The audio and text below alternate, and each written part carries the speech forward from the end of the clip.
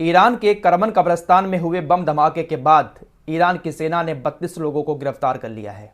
और यकीन मानो, अगर ये लोग गिरफ्तार ना होते तो शायद आज पूरे ईरान के अंदर बम धमाके हो रहे होते, जिसमें हजारों लोगों की जान भी चली जाती। ईरान की तरफ से जानकारी दी गई है कि करमन कब्रिस्तान में हमले में जो 32 लोग शामिल थे उनको गिरफ्तार कर लिया गया है, उनसे पूछताछ चल रही है। ये जो हमला हुआ था ये एक शुरुआत थी। इस तरह के बहुत सारे ऑपरेशन को ईरान के अंदर ये आतंकी अंजाम देने वाले थे, लेकिन वक्त रहते इनको पकड़ लिया गया। आईआरजीसी ने बताया कि हमारी खुफिया एजेंसी खुफिया जवानों ने करमन प्रांत में ही 16 बम और पकड़े हैं जो अलग अलग जगहों पर रखे हुए थे। और ये जो बम पकड़े हैं ये पहले वाले हमले से कहीं ज्यादा खतरनाक थे। अभी जो करमन कब्रिस्तान के पास हमला हुआ था, धमाका हुआ था, उस धमाके से भी कहीं ज्यादा बड़ा धमाका 16 अलग अलग जगहों पर और होने वाला था। लेकिन हमारी सुरक्षा एजेंसियों ने वक्त रहते सारे बमों को ढूंढ निकाला।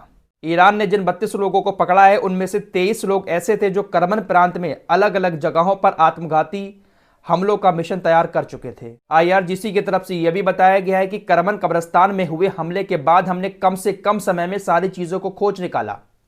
करमन प्रांत से बाहर इलाके में एक ऐसी भी जगह हमने खोज निकाली जहां पर ये लोग सुसाइड जैकेट बना रहे थे। करमन प्रांत के बाहरी इलाकों में बॉम्ब वगैरह लगाकर ये लोग आत्मघाती जैकेट तैयार कर रहे थे और इन जैकेट का इस्तेमाल ये लोग जनाजे में करते। जो लोग कब्रिस्तान में हुए हमले में मारे गए हैं उन लोगों के सामूहिक जनाजे में अलग अलग जगहों पर इस जैकेट का इस्तेमाल करके और बड़े धमाके करते, जिसमें और ज्यादा लोग मारे जाते। लेकिन वक्त रहते उस जगह को भी खोज निकाला और उन सारी जैकेटों को भी अपने कब्जे में कर लिया। 3 दिन पहले कब्रिस्तान में हुए आतंकी हमले के बाद ईरान की सुरक्षा पर भी काफी सवाल उठ रहे थे कि आखिर कहां पर सुरक्षा में चूक हो गई। अब आईआरजीसी की तरफ से कहा गया है कि सुरक्षा में किसी तरह की कोई चूक नहीं हुई थी। दरअसल इन लोगों के पास एक ट्रैफिक कार्ड था। हमने एक सिक्योरिटी पोस्ट बनाया था। उस सिक्योरिटी पोस्ट के अंदर उन्हीं गाड़ियों की जाने की इजाजत थी जिनके पास ट्रैफिक कार्ड था। लेकिन आतंकी जिस गाड़ी से अंदर आए थे, इन आतंकियों के पास भी ट्रैफिक कार्ड था। अब इनको कहां से मिला, इस बात की भी जांच की जा रही है। ये जो 32 लोगों को गिरफ्तार किया, इन्हीं से पूछताछ चल रही है। तो पूरी प्लानिंग के साथ इस हमले को अंजाम दिया गया है। आगे और भी बड़े बड़े धमाके करने का इन लोगों का इरादा था ईरान के अंदर, लेकिन वक्त रहते ईरान की सेना ने इन लोगों को गिरफ्तार कर लिया और हजारों लोगों की शायद जान बच गई। दोस्तों, कहीं पर किसी भी तरह का कोई अटैक होता है तो ऐसा नहीं है कि वो अटैक बाहर के लोगों ने कर दिया। बाहर के लोग भी शामिल होते हैं, लेकिन लोकल के लोग भी होते हैं जिनको खरीदा जाता है। अब ये बताइए कि उन आतंकियों के पास ये ट्रैफिक कार्ड कहां से आया।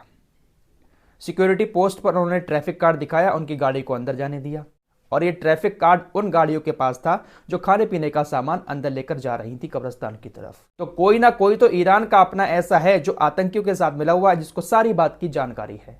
आपको पहले भी बता चुका हूं कि मोसाद जो है वो दूसरे के कंधे पर बंदूक रखकर छोड़ता है, लोकल लोगों को हायर करता है मोटा पैसा देकर। जिस तरह से तुर्की ने जो 34 एजेंट पकड़े हैं मोसाद के, बताया जा रहा है कि ज़्यादातर वो पैलेस्टाइन के लोग हैं, फिलिस्तीन के। उन लोगों को भी मोटा पैसा देकर हायर किया और तुर्की के अंदर हमास के लोगों की रेकी के लिए छोड़ दिया। दोस्तों, अगली बड़ी खबर यह है कि हिजबुल्लाह से सीजफायर के लिए इजराइल अब यूरोपीय संघ के पास भाग रहा है। इजराइल यूरोपीय संघ के आगे जाकर गिड़गिड़ा रहा है कि हिजबुल्लाह के साथ सीज फायर करवा दो। इजराइल हिजबुल्लाह से जंग नहीं चाहता है। सबूत के साथ आपको दिखाऊंगा।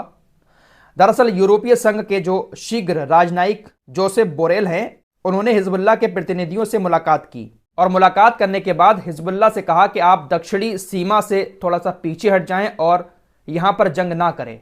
इजराइल ऐसा चाहता है। ये कौन मिल रहा है? यूरोपीय संघ का राजनयिक जोसेफ बोरेल।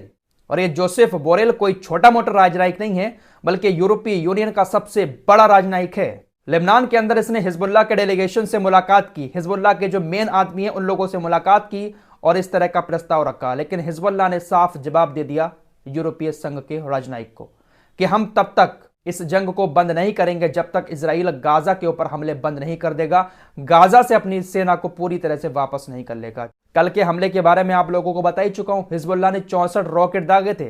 कई सारे लोगों के कमेंट मैंने देखे, फराज भाई इतना बड़ा हमला किया लेकिन कितने लोग मरे? इजराइल गाजा के अंदर हमला करता है, बहुत सारे लोग मरते हैं।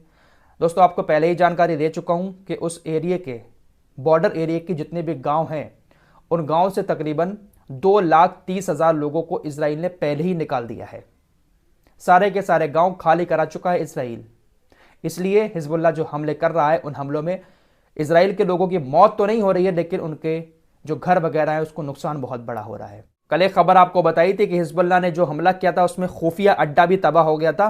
वो तस्वीर भी अब सामने आ चुकी है। यह है वो खुफिया अड्डा जो पूरी तरह से तबाह हो गया है। दोस्तों, अब आप सोचते होंगे कि यूरोपीय यूनियन और ये फ्रांस वगैरह जो है वो अब सीजफायर की मांग क्यों कर रहे हैं।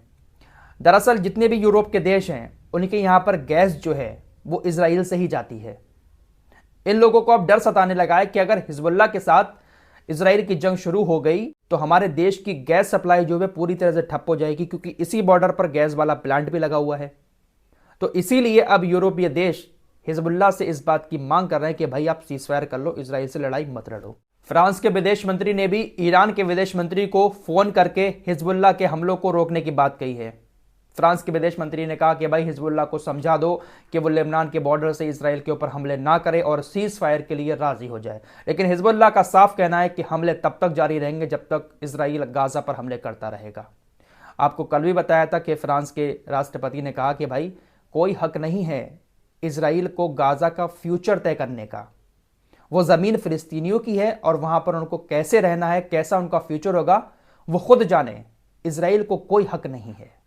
तो अब सुर बदल रहे हैं इन यूरोपीय देशों के भी, क्योंकि नुकसान इनको भी बहुत बड़ा उठाना पड़ रहा है। इनके यहाँ जो सामान आता था उसका किराया भी बढ़ गया है। लाल सागर से जो जहाज़ों के जरिए यूरोप के देशों में सामान जाता था वो आवाजाही लाल सागर में बंद है। एक लंबा रूट तय करना पड़ रहा है जहाज़ों को, जिसकी वजह से किराया भी बढ़ गया है, सरकार को काफ़ी नुकसान हो रहा है। तो अब ये देश भी सामने आकर जंगों को रुकवाने की मांग कर रहे हैं। दोस्तों, यही बात आयरलैंड ने भी कही है कि गाजा जो है वो फिलिस्तीन का ही क्षेत्र है।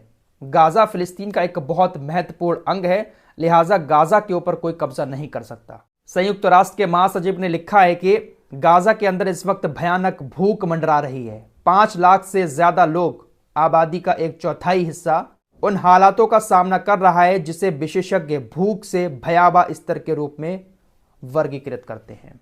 जब एक्सपर्ट भूखमरी को लेकर कोई रिपोर्ट तैयार करते हैं तो जो सबसे खतरनाक मंजर उसमें होता है, उन खतरनाक मंजरों में से एक मंजर इस वक्त गाजा के अंदर है। नॉर्वेजियन के विदेश मंत्री ने कहा है कि गाजा से बुरा कोई मानवीय संकट नहीं है और दुनिया पर, पृथ्वी पर इससे बदतर कोई जगह नहीं है। जी हां, इस वक्त इससे बदतर कोई जगह शायद ही दुनिया में कोई हो जहां पर इस तरह का मानवीय संकट मंडरा रहा हो। एक एक बूंद पानी को लोग तरस रहे हैं। कल ही आपको मैंने खबर दी थी कि कब्रों से मुर्दों को निकाल कर कुचला जा रहा है। खाने को खाना नहीं है, पीने को पानी नहीं है। बहुत सारी ऐसी तस्वीरें आती हैं जिसको देखकर दिल फट सा जाता है, लेकिन इन इस्लामिक देशों का दिल नहीं पसीज रहा है। यार कुछ तो प्रेशर डालो, 57 देश हो यार, कुछ तो प्रेशर डालो। कम से कम इतना तो डाल दो इजराइल के ऊपर प्रेशर के खाना पानी तो ठीक से पहुंचा सको। लेकिन सब लोग ऐसे ही खामोशी के साथ देख रहे हैं। फिलहाल इस रिपोर्ट में इतना ही। मिलते हैं कुछ और खबरों के साथ, तब तक के लिए अपना ख्याल रखिए।